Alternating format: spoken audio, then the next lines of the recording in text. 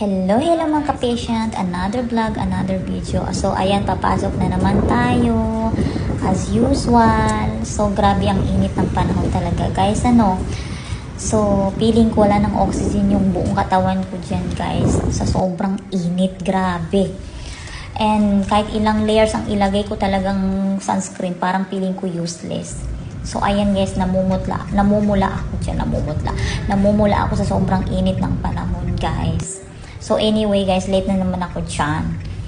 So short video lang to guys, kasi parang hindi ko talaga, kahit hindi ko makita, alam niyo naman ang mata ko may problema. So safe arrive tayo ngayon guys, alhamdulillah. So pagkapasok ko ng pintuan guys, charan, dami na naman pasyente as usual.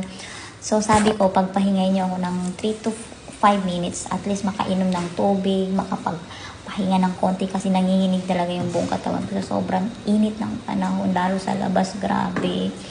'Di ba? So, ayun guys, at okay lang yan. Excited na naman tayo mag-off bukas, kasi off na naman tayo. And feeling ko, iniisip ko kung saan ako pupunta. At wala pa rin akong mang-isip hanggang ngayon. So, ayan guys, at mag-start na naman tayo magtrabaho at magtatatawag na naman tayo. And thank you po and God bless all.